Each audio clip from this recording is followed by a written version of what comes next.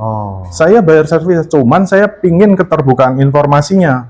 Oh. Kamu menentukan servisnya bagaimana caranya, itu yang kita minta. Bukan menentukan seenak sendiri. Polemik yang terjadi antara warga pemilik Balai Hinggil saat ini dengan pihak developer, ada 3 hal yang ingin saya sampaikan. Oke. Supaya permasalahan ini bisa diselesaikan. Pertama adalah masalah kepatuhan. Yang kedua, masalah pengawasan. Dan yang ketiga adalah penegakan hukum. Sepanjang kita pegang aturan undang-undangnya aja, sepanjang kita sebagai pembeli belum terima AJB dan SHM, TGA lah yang berkewajiban untuk membayar biaya pengelolaannya. Kita bertemu dengan BM pada waktu itu, disepakati akan ada pertemuan untuk masalah transparansi ini, sampai ada kesepakatan baru kita bayar kekurangannya. Jadi sejak saat itu kita diizinkan bayar harga lama, denda tidak ada, tapi nanti kalau ada setelah kesepakatan selisihnya baru kita bayarkan. Jadi tidak ada denda maupun penutupan akses.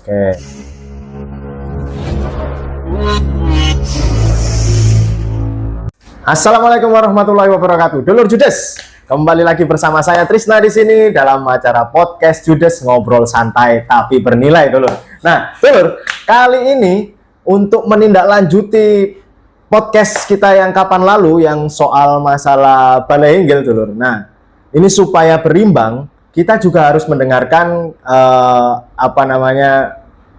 versi dari warga penghuni di apartemen Balai Hinggil, dulur. Nah, kali ini, dulur, saya sudah kedatangan 2 orang tamu yang dari penghuni Balai Hinggil. Yang pertama yaitu Ketua Balai Hinggil Community, Bapak Kristianto Sutanto, dan juga pembina Balai Hinggil Community, Andre Tuameli.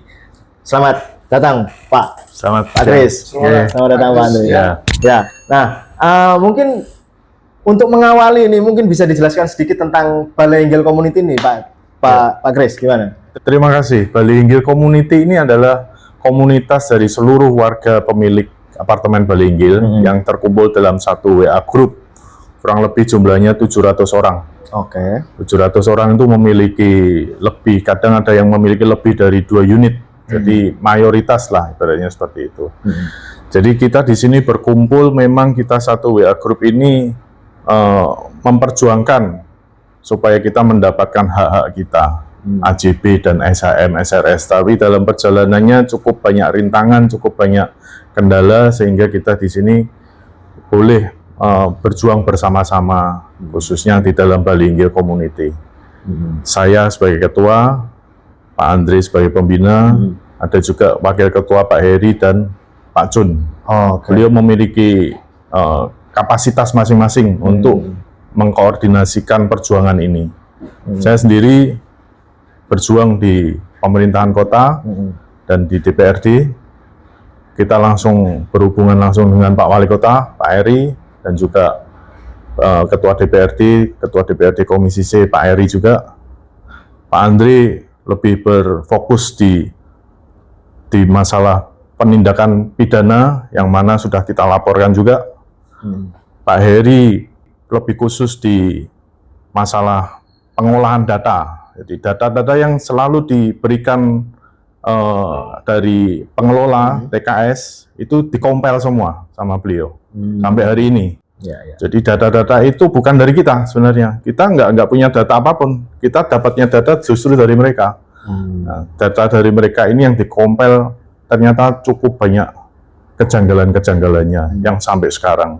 Nah, berbicara kejanggalan ini, apa saja sih kejanggalan yang mungkin versi warga ini agak ganjel gitu, gimana? Sebenarnya banyak sekali. Sebenarnya banyak sekali. Yang pertama, saya mau menanggapi podcastnya dia dulu ya. Itu yang pertama. Kita bukan keluarganya mereka. Itu ya. Poin pertama, kita bukan keluarga. Karena kita selalu dizolimi. Kalau sama keluarga kan tidak ada kesoliman-kesoliman. Ya.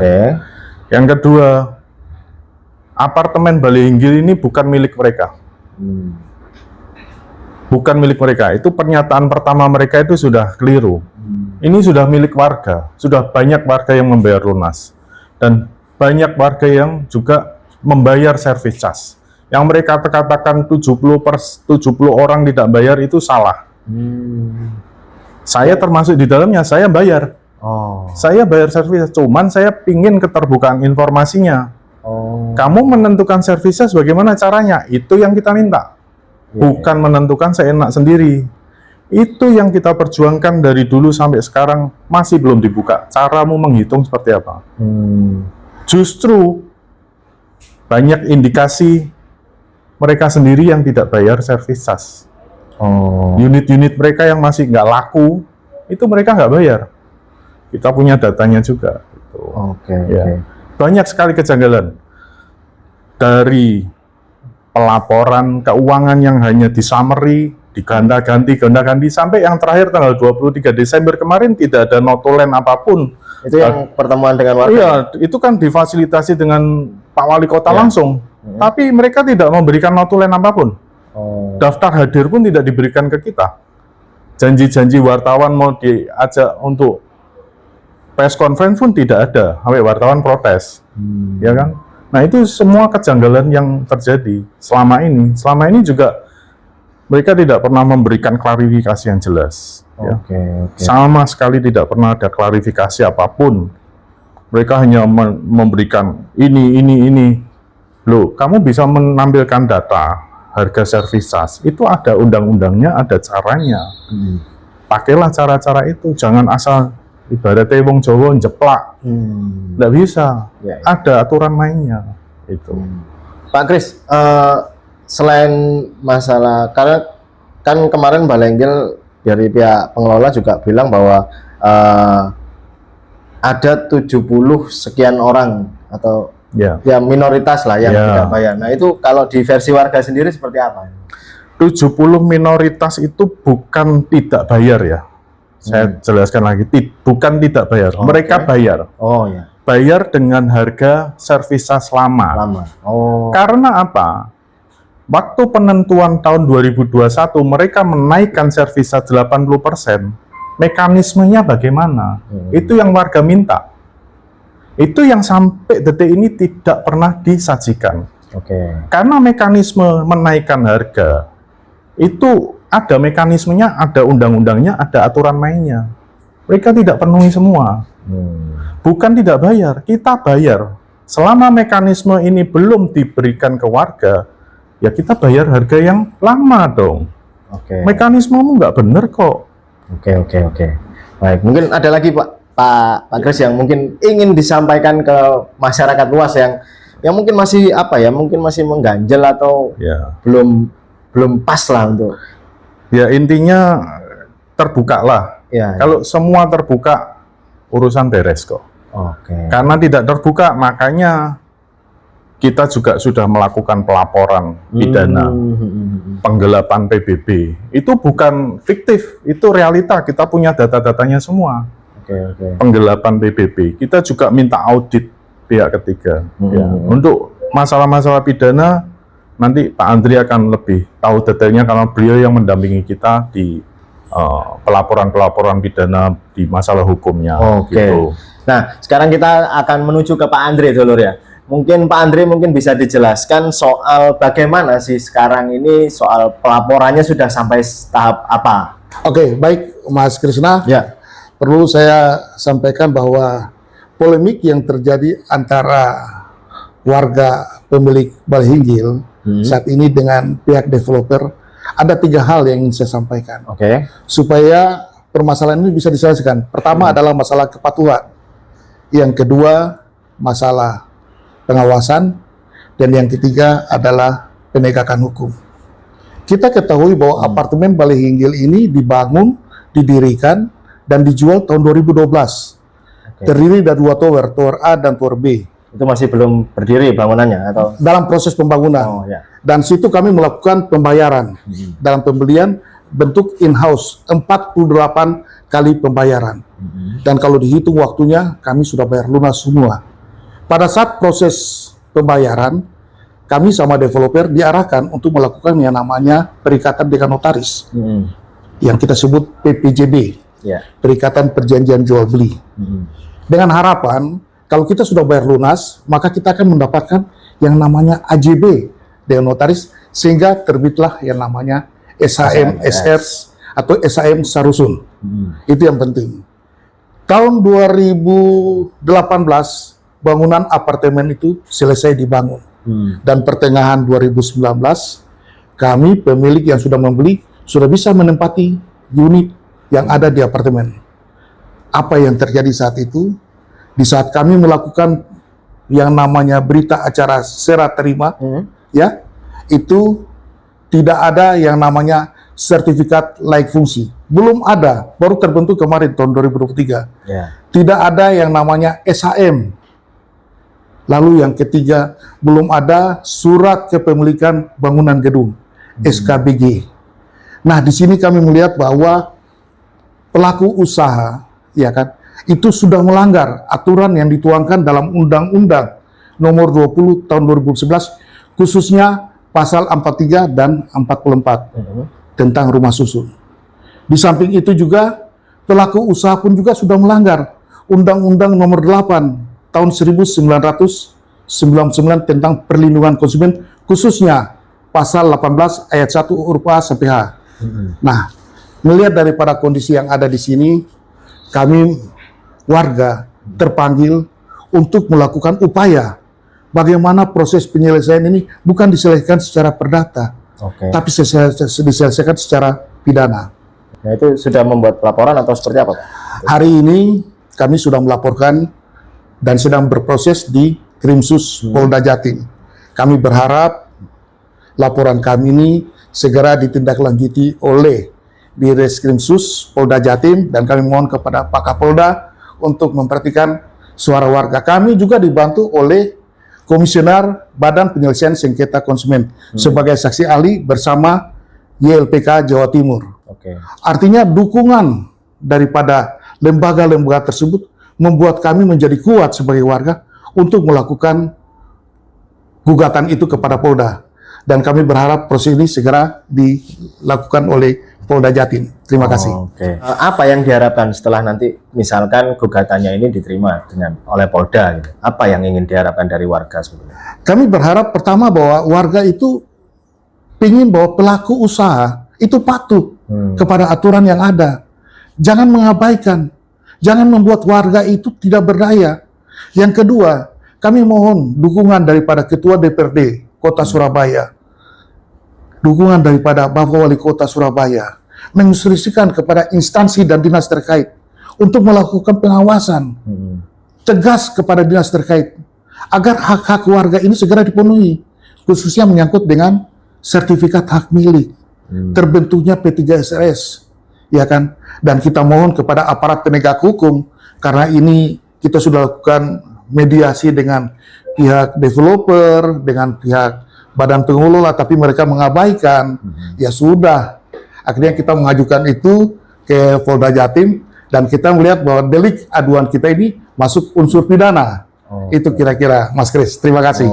Nah, terus berarti yang kemarin-kemarin sempat kan ada mediasi juga, ada pertemuan juga antara pihak warga dan juga Balai Inggil, dan sempat juga ada wali kota itu, Pak. Bagaimana? Apakah itu masih belum memuaskan atau seperti apa? Sama kami berterima kasih kepada Judes hari ini bisa mengundang kami hadir di sini, khususnya mewakili Balai Inggil Community. Untuk itu kita menyampaikan bahwa permasalahan ini tidak bisa diselesaikan, ya kan, kalau umpama tanpa ada pengawasan yang lebih ketat, khususnya dari instansi terkait. Apa susahnya sih untuk menyelesaikan pertelahan itu? Kemarin Pak Kadis DPR KPP Kota Surabaya menjanjikan pertengahan Januari ini sudah selesai. Artinya harapan warga untuk mendapatkan sertifikat hak milik ini segera terpenuhi.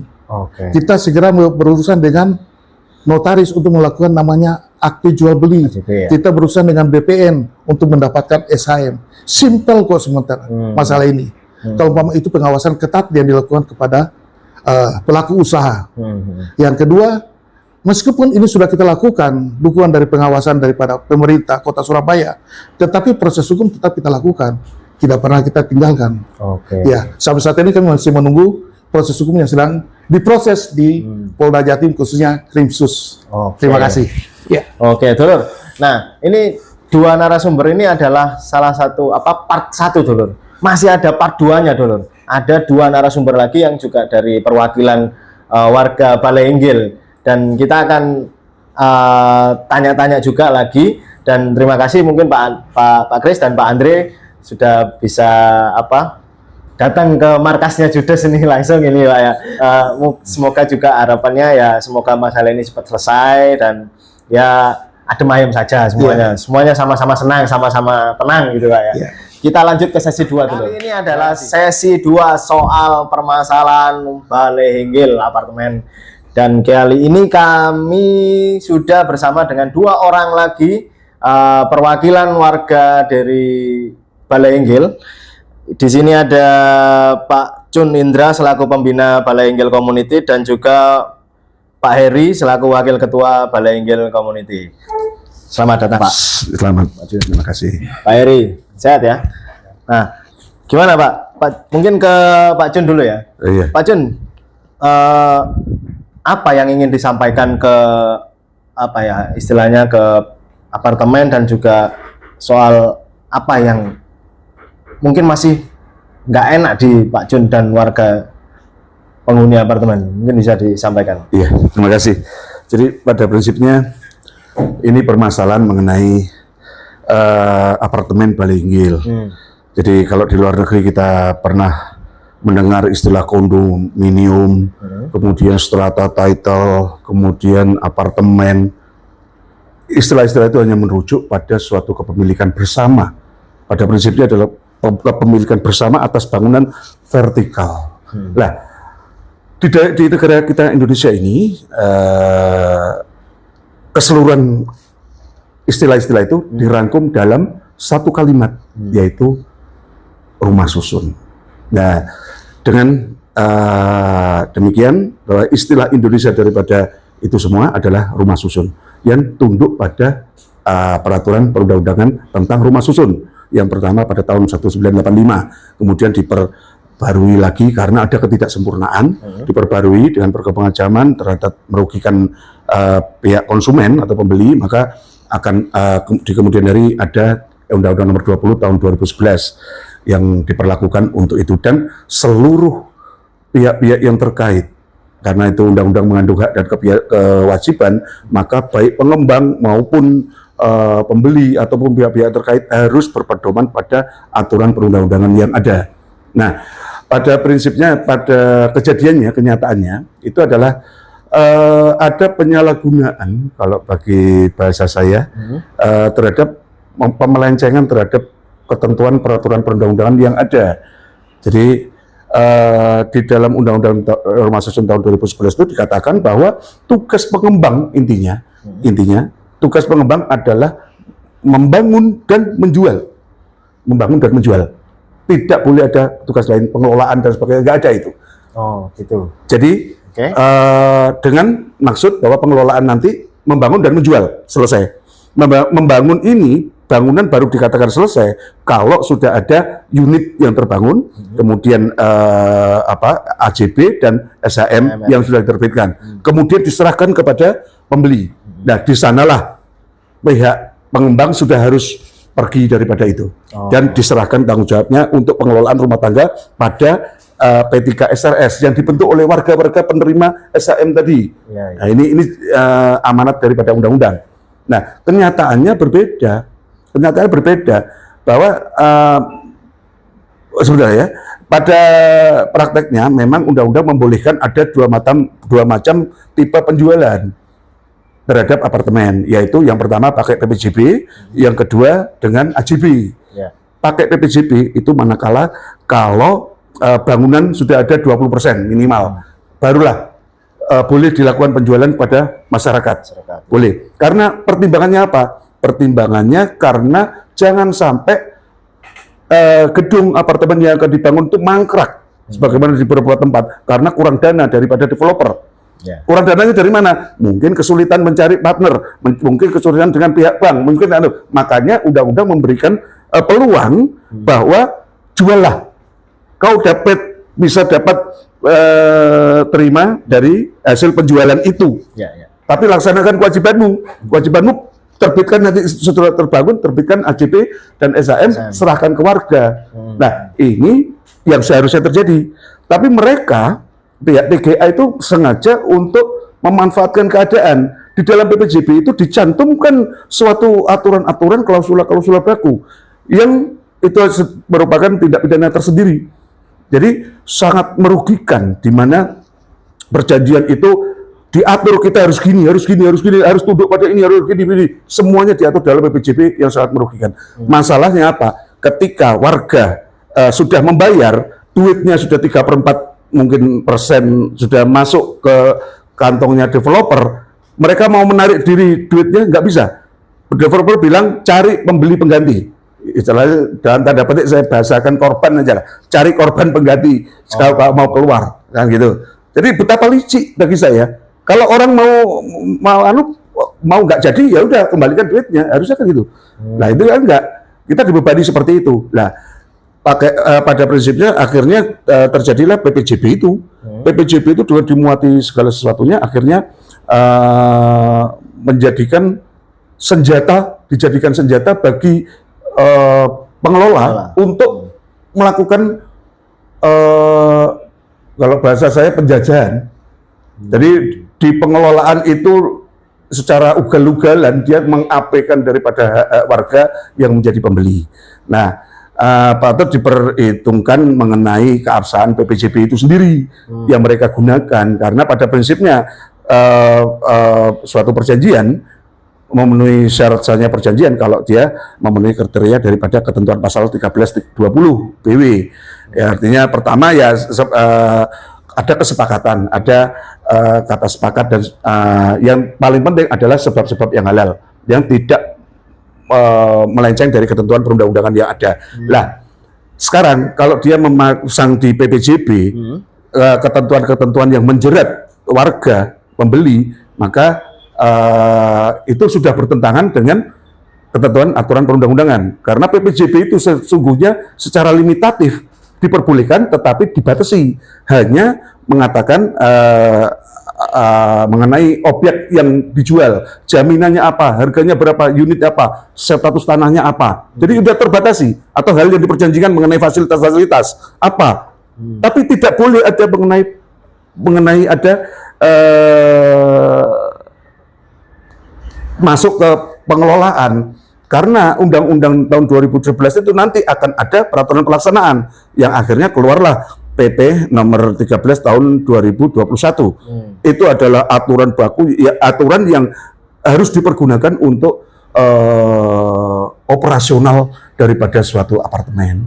Nah, itulah yang sekarang karena warga Balehinggil ini di dalam PPJB itu ada kata-kata pengelolaan hanya dalam tempo 5 tahun, bisa diperpanjang dengan persetujuan para pihak, maka kami mengatakan bahwa itu kami tidak setuju karena merugikan kami. Sudah selesai perjanjian PPJB yang menyangkut mengenai masalah pengelolaan. Tetapi mengenai fakta hukum bahwa ada orang sudah bayar itu dan sebagainya, ya, jadi mengenai persyaratan, kan ada PPJB itu ada dua. Yang satu persyaratan apa objeknya, berapa dan sebagainya yang dijual tadi harganya. Yang satu adalah aturan pengelolaan. Ini yang nggak boleh. Tapi sekarang sudah selesai. Nah, karena sudah selesai, dia sudah nggak ada lagi dasar bagi TGA untuk melakukan pengelolaan. Tidak ada dasar. Apa? Sekarang masih aja yang namanya TGA itu dengan TKS, menggandeng TKS, itu seolah-olah dia masih berkuasa di sana, seolah-olah dia masih bisa melakukan tarian-tarian pada warga. Di dalam PP itu dijelaskan. PP itu berlaku mulai tanggal 2 Februari tahun 2011. Itu dijelaskan dalam pasal 82. Ya, andai kata dalam penyerahan unit itu tidak disertai AJB dan SHM, maka seluruh biaya pengelolaan dari apartemen ditanggung oleh pengembang. Jadi pada prinsipnya kita sudah dibebaskan dari tanggung jawab untuk melakukan pembayaran itu. Ya, kira-kira gitu Mbak anunya. Itu harusnya berarti 5 tahun atau seperti apa? 5 tahun Oh, tidak. Jadi atau Tidak ada begitu. Sepanjang kita pegang aturan undang-undangnya aja, sepanjang kita sebagai pembeli belum terima AJB dan SHM, TGA lah yang berkewajiban untuk membayar biaya pengelolaannya. Akhirnya tidak ada lagi molor-molor. Sekarang kan memang diolok-olok, terkesan seperti diolok-olok, karena dia masih mengharapkan suatu dana-dana yang bisa disedot dari warga-warga. pertelaan belum selesai, apapun kejadiannya kan sekarang belum selesai semua. Nah, itulah. Pak, terus terkait itu Pak John, apa kan masih ada tarian-tarian ini? Apakah kalau menurut Pak John ini masih banyak nggak sih sebetulnya yang warga itu yang juga tetap bayar gitu? Masalahnya, iya. Masalahnya kan simalakama juga. Pada prinsipnya ada warga yang secara nyata sekarang sudah menghuni, atau bahkan beberapa tahun yang lalu sudah menghuni, dan ada warga yang tidak menghuni. Yang untuk warga yang menghuni tetap saja untuk kelancaran penghuniannya, dia tetap mau tidak mau, suka dan tidak suka, dia harus tetap membayar. Dan itulah yang dimanfaatkan oleh TGA dan TKS melalui TKS ini. Jadi kepingin menyedot dana sampai kapan pertanyaannya? Kali ini akan selesai. Ya Pak Heri, mungkin bisa dijelaskan Pak Heri, apa yang mungkin masih mengganjal di menurut mata Pak Heri ini seperti apa ini? Apa yang masih mengganjal dari persoalan penghuni dengan TGA? Oke. Gimana? Jadi saya kebetulan tinggal mulai 2019, jadi periode awal penghunian ya. Jadi saya melihat pengelolaan keuangan itu penting bagi suatu apartemen. Jadi kita akan lihat masalah transparansi, efisiensi, efektivitas dalam pengelolaan itu. Jadi kita amati itu. Jadi dimulai tahun 2019, kemudian 2020 itu ada pengumuman pembayaran PBB. Cuma saya lihat pada waktu yang aneh, yang ditagih adalah unit-unit yang hunian, tapi tidak menjelaskan jumlahnya. Kemudian unit toko di lantai B1, sedangkan unit yang di lantai lain itu tidak ditagihkan. Itu kita lihat sebagai satu kejanggalan.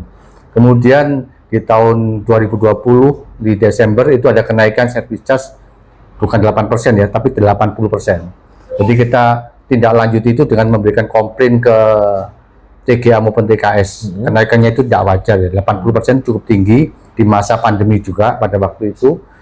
Kemudian kita bertemu di Februari, disepakati bahwa akan ada pertemuan musyawarah untuk menentukan kenaikan tersebut. Itu katanya kalau dari, maaf Pak, saya potong nih Pak, katanya itu sebelum pandemi, terus habis itu ya itu masa-masa pandemi kita juga meeting masih pakai masker juga kalau pada masa-masa itu ya. Jadi kondisi ekonomi kan belum pulih 100% juga. Dan nilainya 80% kenaikannya. Itu satu pertanyaan yang cukup besar yang harus dijawab. Kemudian kita bertemu dengan BM pada waktu itu, disepakati akan ada pertemuan untuk masalah transparansi ini sampai ada kesepakatan baru kita bayar kekurangannya. Jadi sejak saat itu kita diizinkan bayar harga lama, denda tidak ada, tapi nanti kalau ada setelah kesepakatan selisihnya baru kita bayarkan. Jadi tidak ada denda maupun penutupan akses. Itu dibiarkan beberapa lama, kemudian mereka mengeluarkan surat mengenai kinerja keuangan 2019-2020. Nah, kemudian kita kembali hadir ke TGA untuk menanyakan masalah ini, isi surat tersebut. Tetapi di sana juga tidak ada penjelasan yang baik, bahkan siapa yang menulis pun kita tidak dapat informasi itu. Nah, kemudian masalah itu tetap dibiarkan sampai kemudian berlarut-larut ya. Kemudian ada aksi-aksi penutupan akses dan lain-lain. Nah, kita lihat mereka juga mulai menampilkan beberapa waktu yang lalu menampilkan laporan keuangan bulanan di website. Kita coba compare ya. Ternyata ada selisih yang cukup besar antara 2019-2020 antara yang dilaporkan di laporan keuangan dan di laporan versi BPL ini di website yang sama ini. Jadi di website yang sama, bukan website yang lain. Selisihnya mungkin sekitar 3,2 M untuk pendapatan IPLSF ya. Nah, kemudian di situ juga ada perbedaan di laporan bulanan itu tidak ada pendapatan lain-lain dan pendapatan mengenai listrik dan air utilitas tidak dicantumkan. Padahal di laporan keuangan yang 2019-2020 sudah dicantumkan. Jadi kita itu mau tahu berapa sih unit yang harus membayar. Unit itu kita ketahui berjumlah 1.983 unit. Tetapi di laporan itu ditulis hanya 1.943, kurang 40 unit yang berarti tidak terdaftar, tidak ditagih. Dan unit kalau kita lihat di situ yang tidak membayar mungkin 871 atau hampir 900-an. Itu kan lebih besar daripada kalau diklaim kita 70%, 70 orang yang minoritas, kita bayar. 70 ini bayar harga lama, bukan tidak bayar. Tapi karena kita menuntut transparansi keuangan. Jadi ya bahkan yang 900 ini nggak ada jelas. Nah, padahal kalau kita arisan, siapa yang ikut harus jelas jumlahnya. Ya harus ditarik berapa itu harus clear. Apa mungkin itu karena nggak ada penghuninya atau seperti apa Pak? unit apartemen semua itu sudah jelas pemiliknya. Dihuni nggak dihuni sudah jelas harus membayar. Yang belum diserah terimakan ya miliknya pengembang harus dia bayar. Gitu loh. Ya kenapa dia ada serah terimakan gitu. Harga juga dia naikkan kalau mau jual kan gitu. Jadi nggak ada alasan. Semua harus dibebani itu. Jadi kalau cuma yang tinggal mungkin saya awal mungkin 5-10 orang dibebani segitu besar juga habis, nggak mungkin kita menanggung itu. Jadi prinsipnya semua harus membayar, ditanggungkan ke semua unit itu 1.983 unit. Dari situ kita ketahui berapa target yang harusnya tercapai. Kalau harga lama mungkin sekitar 6,4 M IPLSF saja. Kalau harga baru mungkin 11, sekian M. Nah sekarang mereka baru mencapai berapa? Tidak sampai 50%. Di awal-awal mungkin cuma 20%. Nah gimana kinerja mereka sehingga mereka dengan mudah mengklaim ini sebagai defisit. Padahal kemampuan mereka untuk mendapatkan ini belum jelas. Apakah unit-unit yang mereka tidak jual itu mereka juga bayar? Sebagai pengembang harusnya kasih contoh kan gitu. Nah ini harus dikeluarkan semua, ditunjukkan kendalanya seperti apa. Dan pendapatan lain-lain tidak hanya IPLSF, dari parkir, iklan yang di situ juga harus ditampilkan. Nah terakhir kita di meeting di convention hall, setelah kita minta keluar pendapatan lain-lain itu, ditunjukkan sampai 2023 nilainya mungkin sekitar 2,7 M jadi. Ditambahkan di situ. Kemudian dari itu akhirnya berubah semua laporan keuangan. Lah ini laporan keuangan bukan soal matematika yang bisa dirubah seenaknya. Ini nanti imbasnya ke serah terima dasar audit untuk diserahkan ke P3SRS. Nah ini uang besar ini. Kenapa dimainkan ini? Yang belum ada masalah listrik dan air juga belum ditampilkan.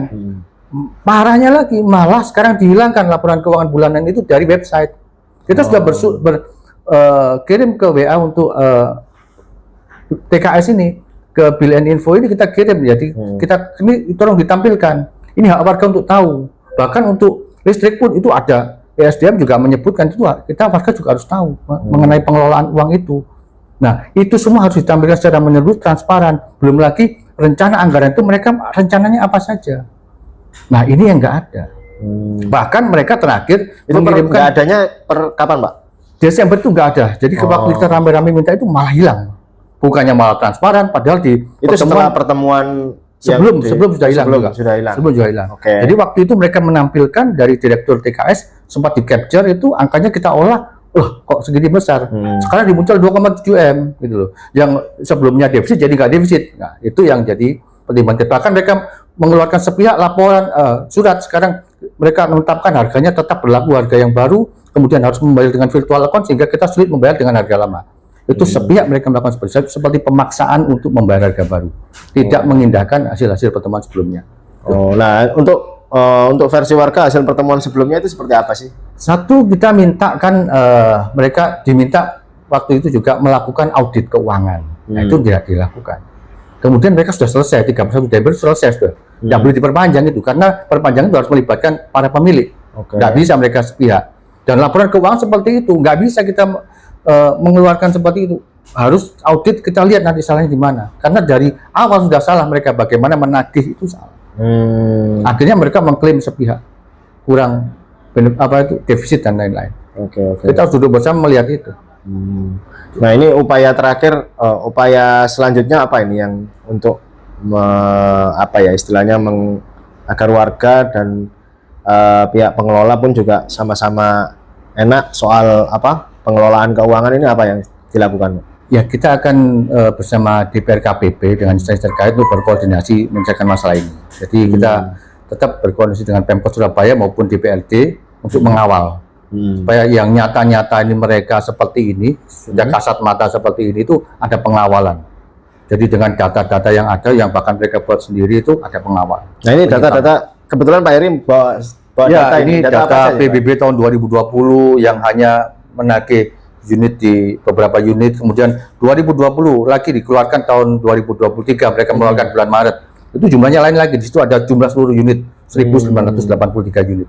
Nah itu lebih clear lagi NPP, tapi belum ada pertelaan yang disahkan. Tuh. Karena kan pertelaan masih ya proses. Harusnya itu sudah lama selesai kalau mau dikerjakan. Oh gitu ya. Iya. Oke. Mungkin ada lagi yang mungkin ingin disampaikan Pak Heri.